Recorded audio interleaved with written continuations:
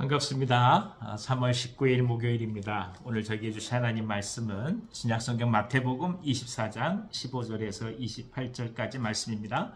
마태복음 24장 15절에서 28절 말씀을 읽어드리겠습니다.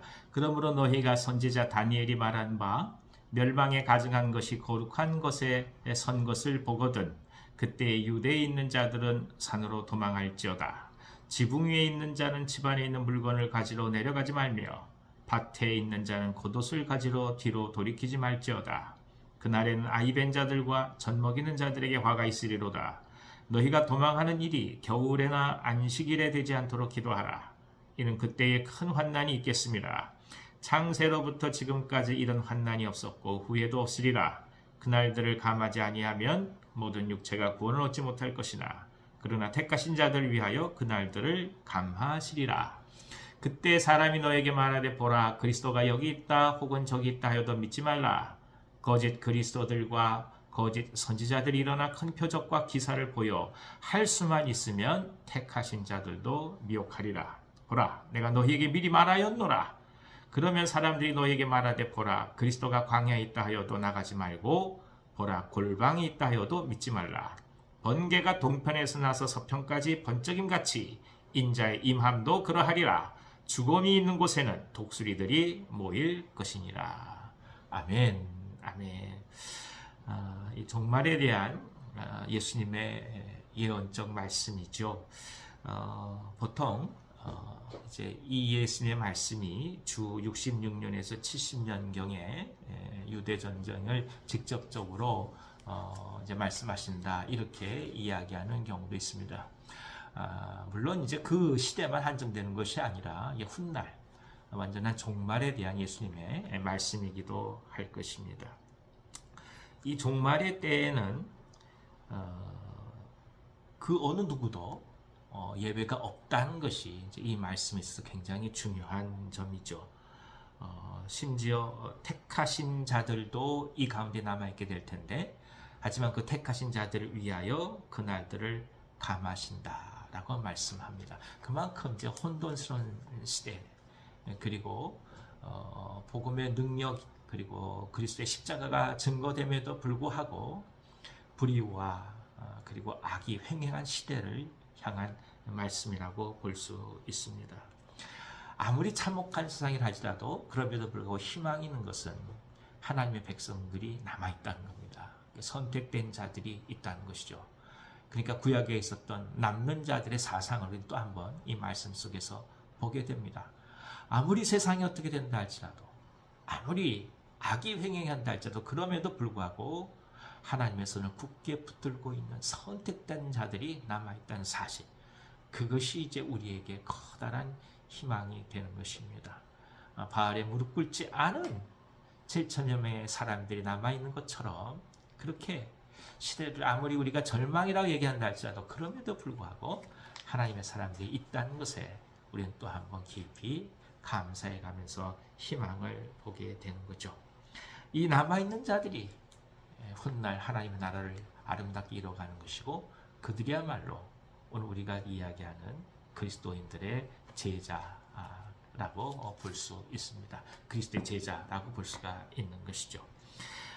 근데 이제 이 때가 워낙 어렵고 힘들고 고통스러우니까 많이 등장하는 것이 결국에는 이제 거짓된 그리스도라고 볼 수밖에 없습니다. 언제나 그렇습니다. 굶주리고 힘들고 어려우면 이것을 해결할 그 누군가가 나타난다고 얘기할 때 사람들은 맹목적으로 끌릴 수밖에 없는 것이죠. 이렇게 죽으나 저렇게 죽으나 매한가지니 차라리 무엇이라도 하나 지푸라기에다 붙들겠다. 이제 이 마음이 사실 사람들의 마음 아니겠어요. 너무 힘들고 어려우면 이것저것 판단하기 전에 당장 이 문제를 해결해 줄 수 있는 것 그것만이라도 붙들고 싶다. 이게 이제 인간이 갖고 있는 연약함인데 그 틈을 노려서 이제 거짓 그리스도들이 등장한다는 것입니다.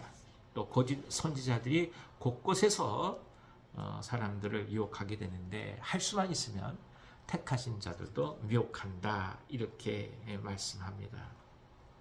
하지만 우리가 이 말씀을 보면서 예수님의 이 권면을 또 한번 보게 되는데 그리스도가 광야에 있다고 해도 나가지 말고 골방에 있다 하여도 믿지 말라 이렇게 말씀하거든요.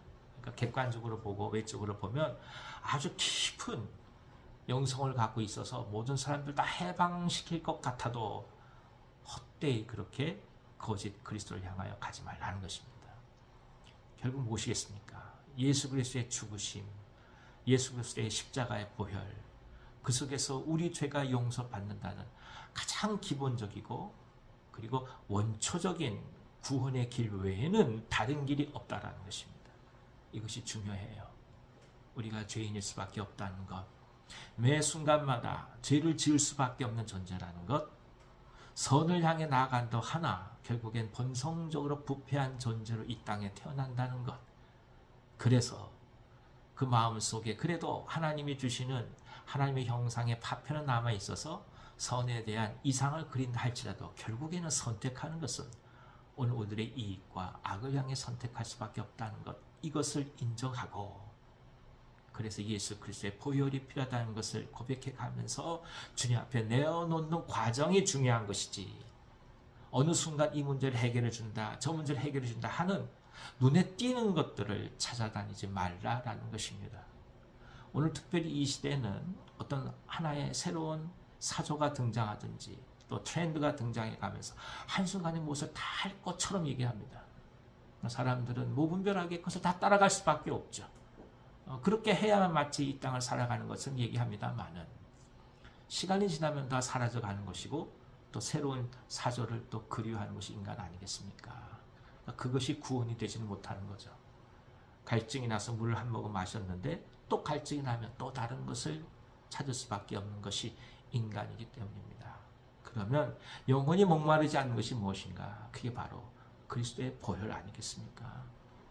우리를 죄와 사망의 고통에서 건지시고 진정한 하나님의 나라를 허락해 주시며 하나님의 백성으로 살아가도록 인치시고 오늘 그 연습의 장소로 이 땅에서 살게 하시며 이 땅에 하나님의 나라가 임하게 되는 소중한 도구로 사용하시는 소명을 주신 것, 이 믿음이 있을 때만이 오늘 우리가 흔들리지 않고 걸어갈 수가 있는 것입니다. 오늘 당신이 솔깃한 게 무엇이겠습니까? 당신의 마음에 전부를 점령하는 것이 무엇이겠습니까? 그것이 거짓 그리스도가 라고 얘기한다면 어떻게 하겠습니까? 또 한번 예수님의 십자가를 향해 우리 마음을 내어드리기를 기원합니다. 주님만이 우리의 그리스도이십니다. 소망 중에 주님을 붙드시고 가신 은총이 우리 가운데 가득하기를 기원합니다. 기도하겠습니다. 하나님 아버지, 혼돈과 고난과 고통과 역경 속에서 그리스도라고 외치는 것들에 현혹되지 않게 하시고 진정 그리스도의 보혈을 보게 하시며 우리 안에 있는 죄성과 이를 위해 눈물을 흘리며 십자가에서 죽으신 그리스도의 사랑을 또 한번 깊이 기억하는 흔들리지 않는 믿음이 우리 가운데 있게 하여 주시옵소서. 세상이 가는 모든 방향과 가치가 오늘 우리에게 거짓 그리스도처럼 작용되지 않게 도우시고 오직 주님께서 주시는 신실함과 그 믿음만을 붙들고 하루하루 살아갈 수 있도록 은혜를 베풀어 주시옵소서. 질병 가운데 아파한 종들이 있습니다. 저들의 마음을 위로하셔서 흔들리지 않게 하시고 하나님이 주신 소망이 넘치게 하여 주시옵소서. 하루를 주시니 감사합니다. 변함없는 기쁨으로 주님께 나아가게 하셔서 하늘의 은총을 경험하는 오늘이 되게 하옵소서. 예수님의 이름으로 축복하고 기도하옵나이다. 아멘. 아멘. 오늘 하루도 기쁨으로 승리하시기 바랍니다.